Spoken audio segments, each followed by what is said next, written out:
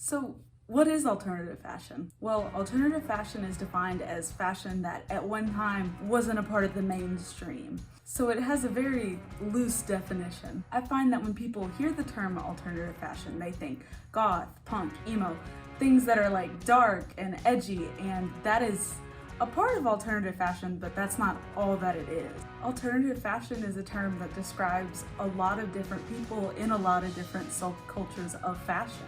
I was able to interview 3 amazing people with great styles, but not all of alternative fashion is represented in just 3 people, or even just 3 styles.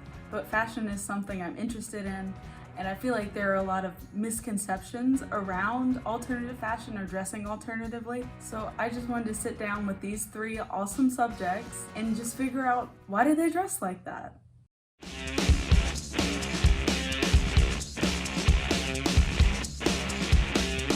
I'm Simon. I'm 16, I'm almost 17. I'm kind of somewhere between goth and punk. And I say that because my style is more like aesthetically goth, if that makes sense. Hi, I'm Kelly Matthews and I am 17. I have no idea. It's just like, I've been like told many different things. Like some people tell me that I dress like their grandpa. I get told that I look like a couch.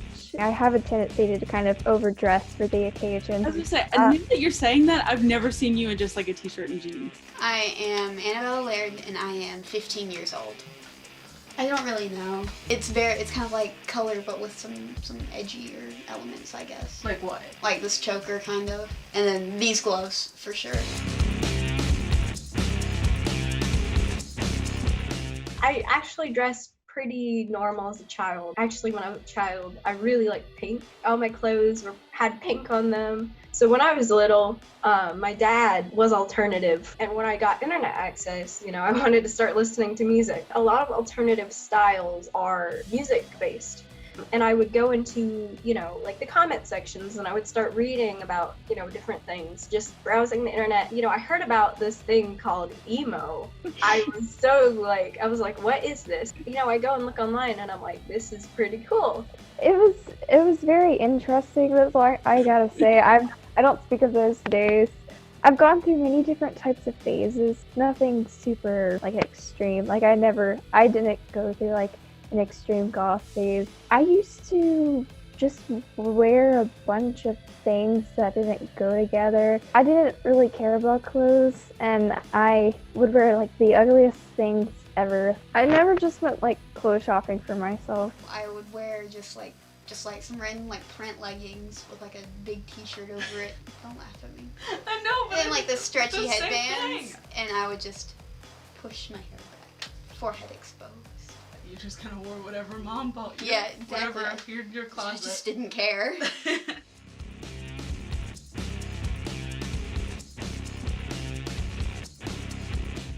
I remember specifically saying something along the lines of like, I'm gonna start, choosing my own clothes. The moment that I can say that it finally it changed was in 8th grade. I'm like, you know what? I'm gonna get my knee-high black boots and start wearing chokers, like the knee-high Converse. That's when I got them because I'm like, you know what? I want to wear these, and I wore them with my dress to homecoming, which was black. Basically, I got tired of conformity, and I was just tired of stuff. Like wanted to be my own person because I was sick of everything.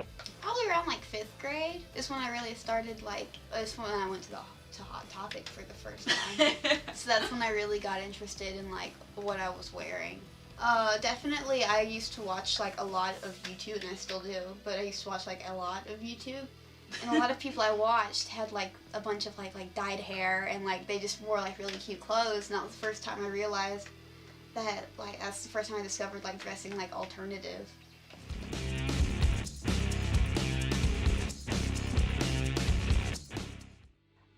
I get so much inspiration from the people I go to school with. Because we go to school with some fashionable people. Some movies from the 80s. I love Pretty in Pink. Music artists I like that dress really wacky. There's this genre of music that kind of developed in the 70s and lasted throughout the 80s, and it's called New Wave. And I am like so deeply inspired by those music artists and their fashion. Just a lot of like social media, like Instagram, like TikTok, YouTube, just in general. You know, I really like Lydia Deetz. I used to love. Oh my gosh, yes. I still do love the movie Beetlejuice. And I really liked Tim Burton's movies for a long time, like The Corpse Bride and Nightmare Before Christmas. I do follow a lot of people on TikTok who happen to also be goth. TikTok and Instagram are probably the two main places where I'm the most active.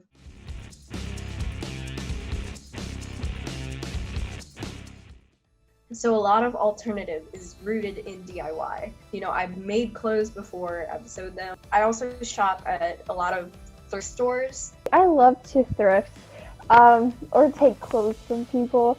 Like 90% of my clothes are secondhand. I think it's really important that we use like what we have instead of, you know, buying from all these fast fashion companies, because fast fashion produces a lot of clothing waste. It's really more environmentally friendly if we use, you know, what we have, because a lot of these clothes, you know, that people don't want anymore, they oftentimes get thrown into landfills or end up in the ocean, and they can just cause a bunch of problems. And I think it's really important that we, you know, that we use what we have and that we start making things.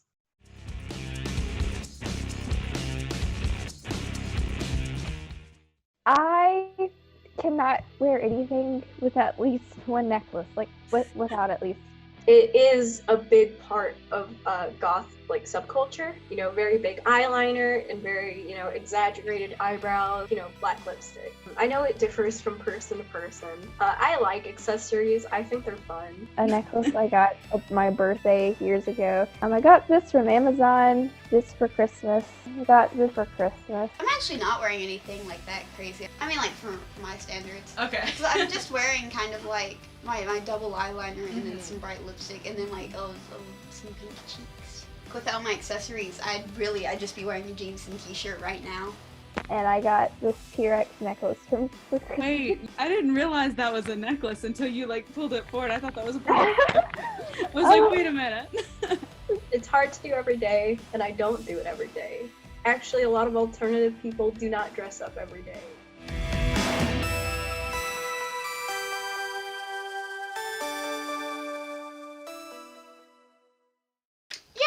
Yeah, all the time.